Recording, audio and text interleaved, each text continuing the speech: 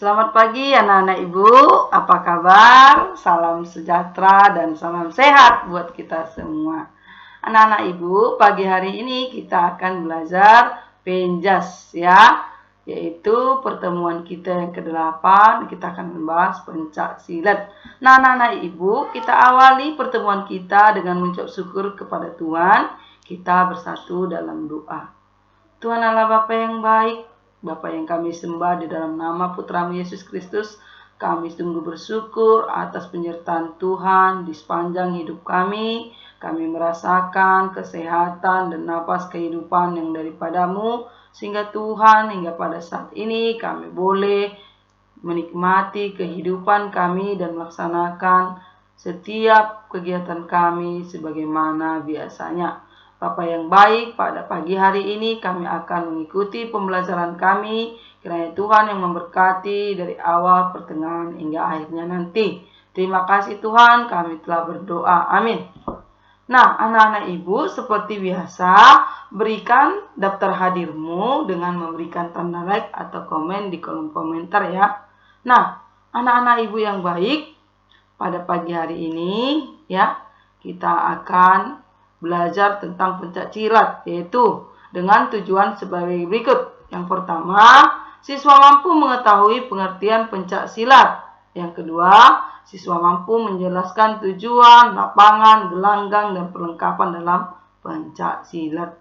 Nah, sebelum kita masuk ke materi, ibu akan menyampaikan satu hal penting. Yang pertama, pada pertemuan pencak silat ini nanti kita akan bahas selama 2 pertemuan ya. Hari ini nanti kita akan membahas pengertiannya, unsurnya, dan sebagainya. Nanti di pertemuan kedua kita akan membahas apa saja gerak yang termasuk dalam gerak lokomotor dan non-lokomotor pada gerak pencak silat. Oke ya? Nah, kita akan masuk mengenai pengertian pencak silat. Nah, pencak silat atau silat adalah suatu seni bela diri tradisional yang berasal dari Indonesia.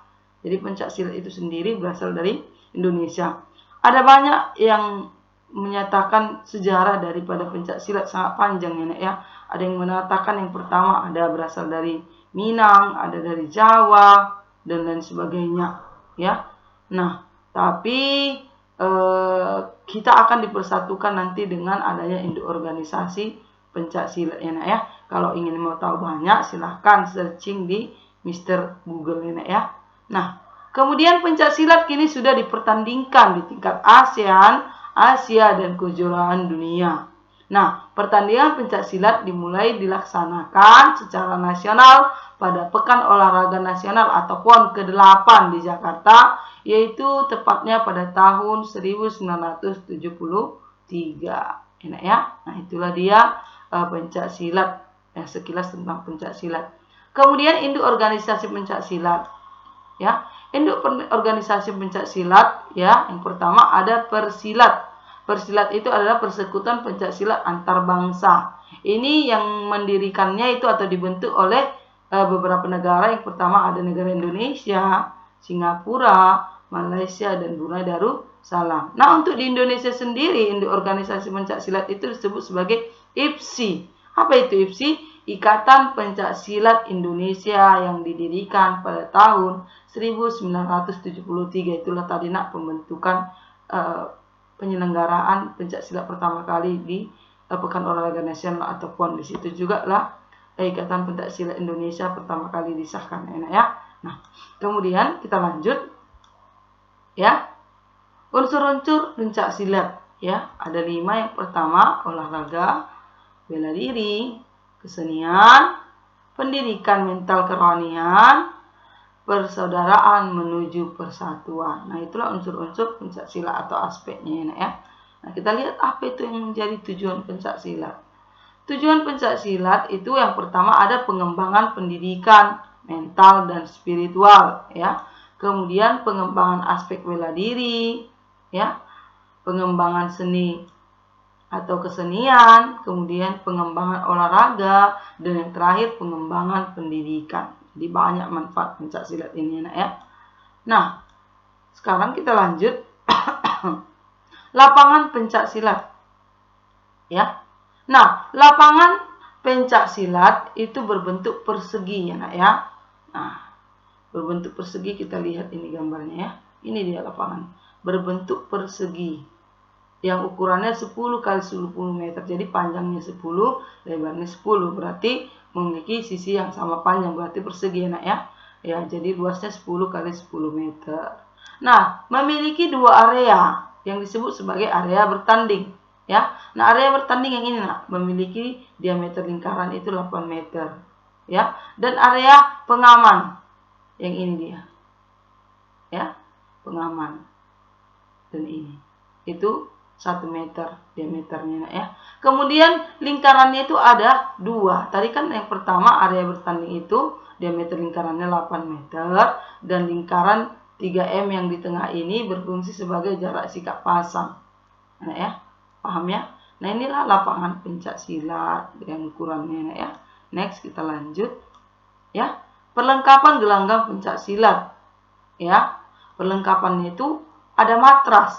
Matras ini digunakan untuk melapisi lantai. Ya, memiliki tebal 5 cm.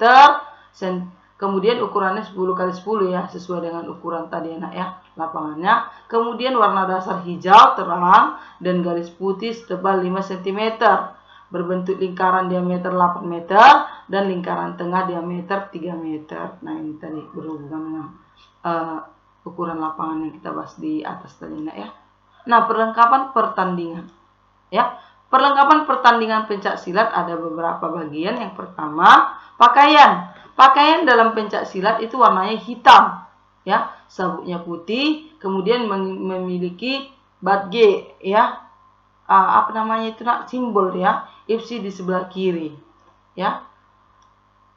Kemudian pelindung badan, ya. Perlengkapan yang kedua adalah pelindung badan atau body protector warna hitam sesuai dengan standar IPSI, ya. Kemudian untuk wasilat putra itu menggunakan pelindung kemaluan atau genital protector. Ya, ini dia gambarnya ya. Ya. Oh, ini pelindung tuh ya. Body protector ini ya, bukan genital protector. Ini tadi yang pelindung badan, body protector. Kemudian pelindung sendi pada untuk melindungi sendi kita atau kita sebut sebagai gum shield. Ya, ini dia gambarnya. Nah, ya. Kemudian aturan. Ketentuan pertandingan atau aturan yang pertama dilakukan oleh 2 orang pesilat, ya. Nah, dilakukan dalam 3 babak ya, nak ya, dengan masing-masing babak selama 2 menit dan istirahat antara babak 1 itu 1 menit. Ya, itulah ketentuan atau aturan dalam bertanding. Paham ya, nak ya? Kita lanjut. Kemudian teknik dasar pencak silat, ya nak ya. Kita perlu mempelajari ini kenapa? Nanti pada saat mempelajari gerak dasar non-lokomotor pada pencak silat dengan gerak dasar lokomotor, kita mengetahui sudah mengetahui teknik sebelumnya, jadi gampang mengingatnya ya. Nah, itu ada beberapa. Yang pertama ada sikap kuda-kuda. Ya, sikap kuda-kuda adalah sikap menapakkan kaki untuk menjaga keseimbangan. Ya, itu fungsinya ketika akan melakukan serangan atau pertahanan. Ya, kemudian sikap tegak adalah sikap untuk menghormati lawan atau kawan. Ya, kemudian yang ketiga ada sikap pasang, adalah sikap taktik untuk menghadapi lawan, berpola untuk menyambut atau menyerang. Kemudian ada pukulan, adalah sikap menyerang atau bertahan dengan menggunakan lengan. Yang kelima, tangkisan adalah teknik belaan dengan cara mengadakan kontak langsung atau benturan ya, terhadap serangan dengan jalan membendung atau mengalihkan serangan. Ya. Kemudian tendangan adalah teknik atau taktik serangan yang dipergunakan untuk jarak jangkauan jauh, ini ya, dengan menggunakan kaki. Ya, itu tendangan. Kemudian ada elakan, adalah gerakan untuk menghindari pukulan lawan dengan mengelak. Kemudian ada arah gerakan, adalah sasaran dalam melakukan gerakan. Kemudian yang 9 ada pola langkah, adalah perubahan injakan kaki dari suatu tempat ke tempat lainnya. Masih banyak lagi ya, nak ya. Ada lagi kuncian dan lain sebagainya.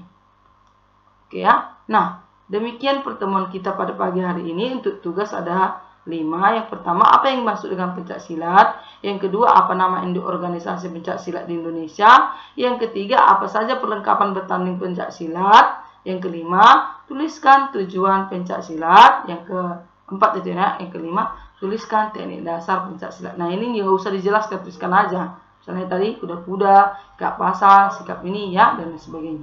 Paham ya nak ya? Nah, untuk nanti gerak dasar lokomotor dan lokomotornya akan kita bahas di minggu depan. Ya, terima kasih buat pertemuan hari ini. Selamat belajar. Ya, selamat mengerjakan tugasnya, dikerjakan catatan dan latihannya. Sampai bertemu pada pembelajaran berikutnya, dan Ibu ucapkan terima kasih. Semoga pandemi ini tetap berlalu. Kita sama-sama berdoa ya nak ya, agar pembelajaran kita dapat kita laksanakan di sekolah. Terima kasih. Selamat pagi semua. Salam sehat. Salam olahraga.